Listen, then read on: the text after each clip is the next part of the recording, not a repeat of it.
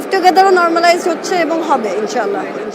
বাংলাদেশে বিয়ে ছাড়া লিভ টুগেদার হবে, তাও আবার ইনশাআল্লাহ। আমি আর হাসান 1 বছর লিভ টুগেদার করেছি। তো ভাতারা মাগি, তোমার এই সমস্ত কি আশপাশের মানুষ মেনে নিয়েছে? সমাজও সেটা মেনে নিয়েছে। আমি তো এগুলো মানতে পারতেছি না। তাহলে কি আমি মঙ্গল গ্রহ থেকে আসছি নাকি বাংলাদেশে? ঠিক বলেছেন। কাকে নিয়ে কথা বলতেছি, কি নিয়ে কথা বলতেছি এবং ভিডিওর বিষয় কি, এইগুলো আপনারা কিছুই বুঝতে পারতেছেন না, তাই তো? মানে হলো স্ক্রিনে যাকে দেখতে পারতেছেন তাকে আমি চিনি না বা তাকে আমি কোনোদিন দেখিও নি, তারপরেও তাকে নিয়ে কথা বলতে হচ্ছে আমার। এখন আপনারা বলতে পারেন উনি এমন কি করেছেন যে উনাকে নিয়ে কথা বলতে হচ্ছে বা কথা বলতেছি? আমি তো জানি, এই জন্য আপনাদের আমি বলার জন্য বা আপনাদের জানানোর জন্য আমি কথা বলতেছি। 2 দিন আগে ইন্টারভিউতে দেখতে পেলাম এই মাগি অর্থাৎ এই মহিলা, তিনি বলতেছেন ইন্টারভিউতে যে বাংলাদেশের লিভ টুগেদার নরমালাইজড বা নরমাল হবে ইনশাআল্লাহ, বলতেছে কথার সাথে। নিঃসন্দেহে তুই ঠিক কথা বলেছিস। লিভ টুগেদার বলতে সেটা হলো বিবাহ বন্ধনে আবদ্ধ হওয়া ছাড়া এমনি এমনি যখন একজন পুরুষ আর মহিলা এক জায়গায় থাকে, এক জায়গায় ঘুমায়, এক জায়গায় রাত কাটায়, তাকে বলে লিভ টুগেদার। এই বাচ্চারা, এই বান্ধবী বাচ্চা, এই মহিলা আর এই সাথে থাকা একটা ছেলে, এই হাসান, এই কুলাঙ্গার, এই 2 জন 1 বছর লিভ টুগেদার করেছে, এক জায়গায় একসাথে থেকেছে। আমি আর হাসান 1 বছর লিভ টুগেদার করেছি, তারপর দুজনকে চুজ করেছে পার্টনার হিসেবে। তারপরে 2 জন 2 জনকে ভালোভাবে চিনেছে, জেনেছে, তারপরে পছন্দ করে 2 জনে বিয়ে করেছে। তোমার সমস্যা কি? আমার ব্যক্তিগত সমস্যা না, এই সমস্যাটা হলো বাংলাদেশের সমস্যা। কারণ 95% মুসলমানের দেশে থেকে এই লিভ টুগেদার করবে আর এটা মানুষ, সমাজের মানুষ মেনে নিবে বা এটা বাংলাদেশের মানুষ মেনে নিবে বা এদের এই লিভ টুগেদার নরমালাইজড হবে এই কথা বলবে, এটা কেউ মেনে নিবে না। এটাই হচ্ছে বড় সমস্যা।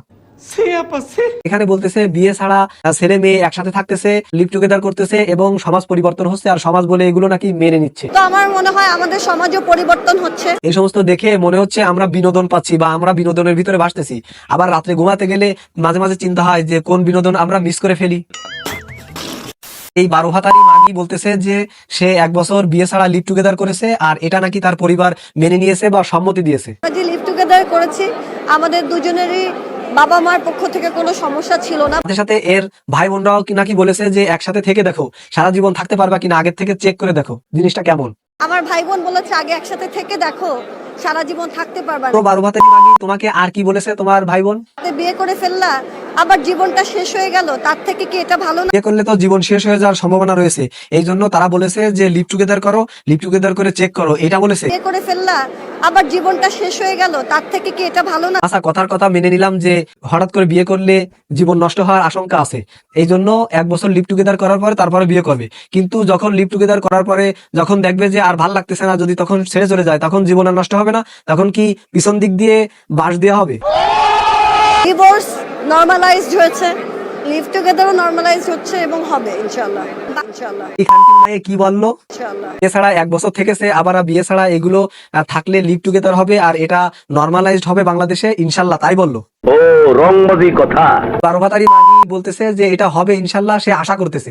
তো তোর কথা শুনে শয়তানও লজ্জা পায়, আর শয়তানও বলতেছে যে আমি এই জায়গায় তো চান্সই পাবো না, আমার থেকে বড় শয়তান তো এই মাগি, এই জন্য তোর কাছে আর শয়তান আসতেছে না, শয়তান তোর থেকে দূরে থাকতেছে, শয়তান লজ্জা পাচ্ছে তোর দেখে।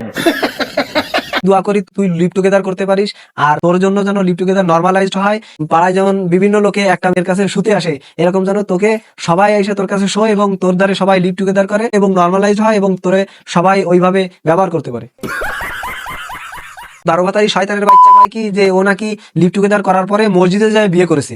মসজিদটাতে আমি আমার বন্ধুর বিয়ে খেতে গিয়েছিলাম, তো তখন আমার মনে হচ্ছিল যে আমি যদি বিয়ে করি এখানেই বিয়ে করতে চাই। তারা 1 বছর এই সমস্ত আকাশ কুকাশ করার পরে ও মসজিদে কি কারণে গিয়েছিল, নাকি ওর অন্য কোনো উদ্দেশ্য ছিল? মসজিদে বিয়ে পড়ানো ব্যাপারটা অনেক ক্লিন থাকে। তোর বাচ্চা, তুই বিয়ে করার পরে হানিমুনে কোথায় গেছিলে?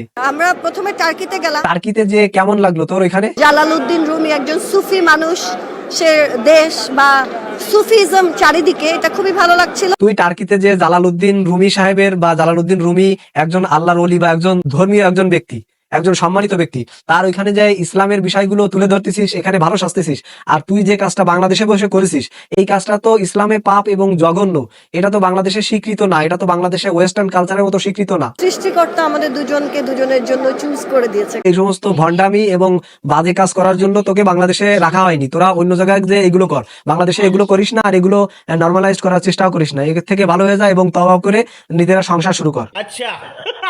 ভিডিওর মাধ্যমে যে কথাগুলো বললাম এই কথাগুলো যদি কেউ কষ্ট পেয়ে থাকেন তাহলে আল্লাহর রাস্তায় ক্ষমা করে দিবেন। কিন্তু আসলে একটু মাথা গরম হয়ে গেছিল, এই জন্য এই কথাগুলো বললাম বা দুইটা একটা খারাপ ভাষাও ব্যবহার করেছি। তার কারণ হলো বাংলাদেশ 95% মুসলমানের দেশ, সেই দেশে যদি এইভাবে লিভ টুগেদার নর্মালাইজ করার জন্য প্রচেষ্টা চালায় বা প্রকাশ্যে এসে এভাবে সংবাদ সম্মেলন করে বা সাংবাদিকদের সামনে বলে, তাহলে তখন আপনি মুসলমান হিসেবে বা আপনি ধর্মীয় দৃষ্টিকোণ থেকে আপনার অবস্থা কেমন হবে, সেই বিষয়গুলো এখানে তুলে ধরলাম।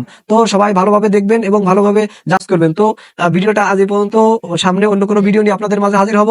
যারা ফেসবুক পেজ থেকে দেখতেছেন অবশ্যই পেজটি ফলো করে দিবেন, আর যারা ইউটিউব থেকে দেখতেছেন অবশ্যই চ্যানেলটি সাবস্ক্রাইব করবেন। তো সবাই ভালো থাকবেন, সুস্থ থাকবেন, আল্লাহ হাফেজ।